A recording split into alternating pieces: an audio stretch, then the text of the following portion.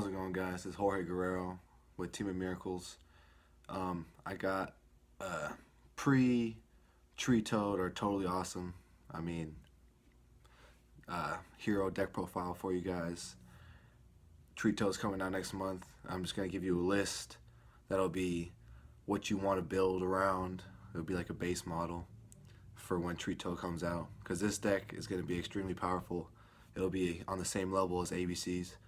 I took this to my regionals yesterday, and it was a hard matchups against Blue Eyes and stuff like that, because they're just bigger, so they're able to get an alternative and stuff like that. But this deck has a really strong turn 1 field. It's just super vulnerable to board removal like Regeki and Kaiju Slumber. And I'll get into that in the deck profile, so let's get to it. Alright guys, let's get started with this deck profile. Start off the monsters. I run 2 Summoner Monks. Summoner Monks just helps you turn 1 Shadow Mist and then add Mass Change, and then sometimes it'll help you make Rafflesia if you have like a Bubble Man in hand. So this card is really good in this deck. And you play like a lot of spells, so you just always have targets. I play 3 Goblinberg. Since Treatoad's not out yet, there's no need for 3 tin Goldfish. 2 of these will be coming out for the other 2 Goldfish that I play. I do main deck one Goldfish just because it helps tutor the Dark Law play. So you summon this, summon Shadow Mist, add Mass Change. So it's just generally good. 3 Shadow Mist, standard. And 3 Bubble Man, also standard. Onto the spells. 3 Mass Change. 3 Hero Lives. 3 E-Call. You need the E-Call, helps you search. And you can also ditch it if you want to special summon the Shadow Mist with the Summoner Monk.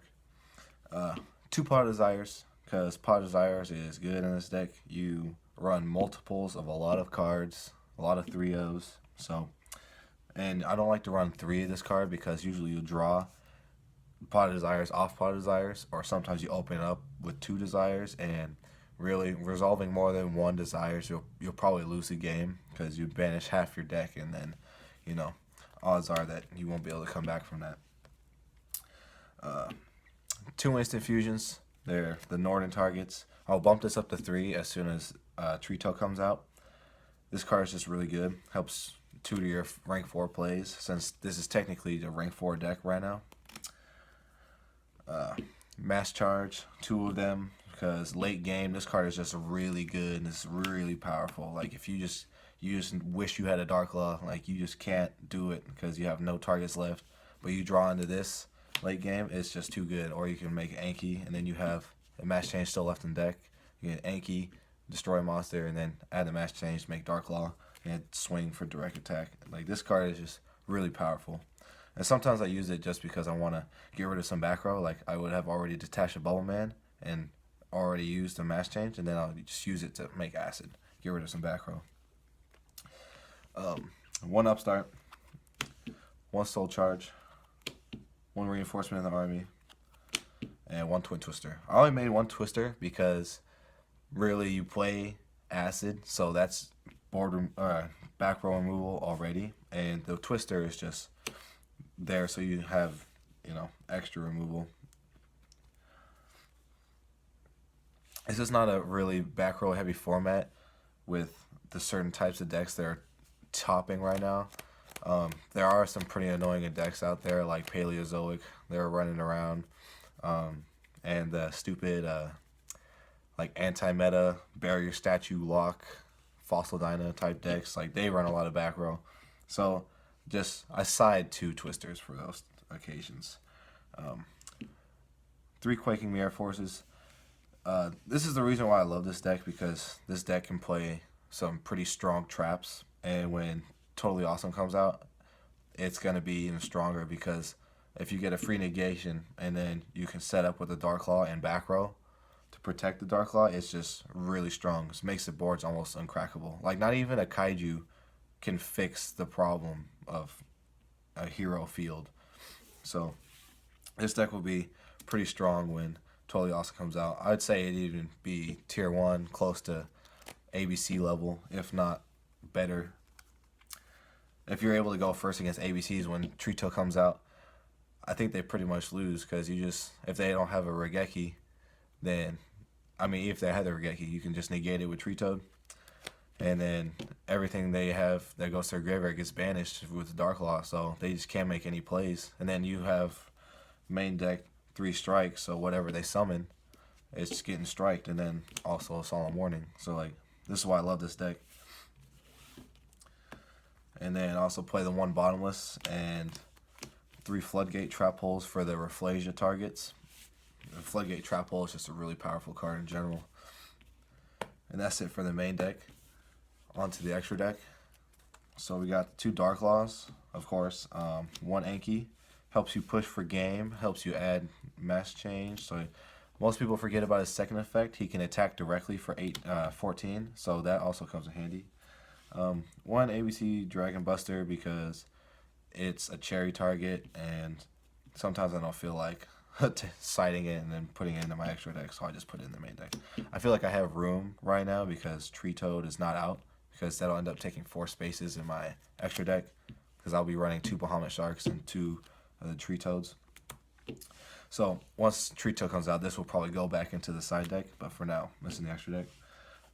1 Norden, because it's an instant fusion target, and it helps tutor your rank 4 plays, and once Treatoad comes out, it'll help you make Bahamut Shark way easier. And the 1 Mass Hero Acid, and some people forget about his other effect is when he's summoned, all monsters your opponent controls currently lose 300 attack, and that makes him pretty big because he's already 2600. And then if you have a Abyss Dweller on field with water as a material, he becomes a 3100 attack monster. So he's pretty big. He can get over all the Blue Eyes monsters and stuff like that, besides Chaos Max. But Chaos Max is not a problem. We got a lot of back row to deal with him. And for XYZs, we got the Utopia Trio. I like the Trio instead of just playing the Utopia and the Lightning, because when you have just a Utopia, you only get to use his effect once. And when you run Utopia Prime, you get to use his effect twice, so you can pull it off twice. It's not every time you get to pull it off twice, but when you do, it's really strong. The 1 Rafflesia for the 4 trap card targets, really strong first turn. Daigusto Emerald, because you use your monsters pretty fast. You only have 12 monsters in the deck, and sometimes it's really strong. Like if you draw a Pot of Desires off of the Daigusto draw, and you end up getting a mass change or like a Bubble Man that you needed, and it's just really strong. 1 Silent Honor Arc, 1 Castel, 1 Gagaga Samurai, and 1 Abyss Dweller. And that's it for the extra deck. On to the side deck. So in the side deck, I got a Chaos Hunter for an ABC matchup. So with this, you just like wait for them to make Tsukiyomi, and then you special summon this, and then they're like shit, because they can't banish any of their cards from the graveyard, so that we can make Buster Drake. So this card, and you got a 2500 beater on the board, which is really good. And this is not only good against ABCs, it's also good against, metal foes. They can't banish their counters and stuff like that. And then also it's good against PK Fire, because they can't banish any of their PK stuff. 2 Ghost Ogres. I actually wish I would have changed these out for something else during the regionals. I probably would have tried to pick up another Cherries for this, and another Chaos Hunter for these 2 Ghost Ogres. Ghost Ogre's pretty bad this format. 2 Cherries is just good. You just target Buster Drake, target the Dantes, and it's like an auto win if you hit Buster Drake or Dante. 2 Cycle Readers for Blue Eyes and ABCs. It's really strong. I was playing against an ABC player, and I just never let him get any of his ABCs in the graveyard, so he was never able to establish a field. I just kept poking him with Dark Claw and Anki, just for, like, go ahead, and then they're like, okay, get rid of Dark Law. I'm like, that's fine. And then they'll try to send some stuff to the graveyard, and I'm like, Catastor or Cycle Reader, and then they're just like, well, shit. Like, you're not letting me get any plays off. Like, this is what that deck does, and we don't want you to do nothing. 2 Max C. Max C is pretty strong. It just helps you draw a lot. I mean, maybe you'll stop a BA player in his tracks. Maybe keep him from going off for ABC player. 2 Magical Springs. Magical Springs is really good against metal foes because they can't pop their scales to search. And it's also good against people that use like Sky Iris and stuff like that. So it's usually a +1 if you do it right, +2 or 3. Like, this card is just really powerful. The other twisters for the back row heavy decks: Light Mirror for ABCs and Blue Eyes, and the 1 Dante for the cherry target. Some people are like, why do you have Light Mirror in your side deck? I mean, ABCs is like my only problem, and Blue Eyes is my only problem. Everything else is pretty much just a cakewalk. And they're light monsters, so even their Tsukiyomi that they love so much to go into, they won't get their draw effects or anything like that. It keeps Blue Eyes from activating, alternatives effect to blow cards up, or their tuners from adding effect Veiler and stuff like that. So it's a good card in general. And people are like, but you're not always going to play ABCs. Well, like, half the tournament I went to 2 days ago in regionals in Seattle was like probably ABCs, and there was 356 people, I believe, there. So the top tables were all ABCs, and like, I'm a Dolce player, and that was it. So I'm not just paranoid. It's just what's out right now is what's good. So that's my opinion on the deck. This is just a base model, so build it, get ready for Treatoad, and see you next time.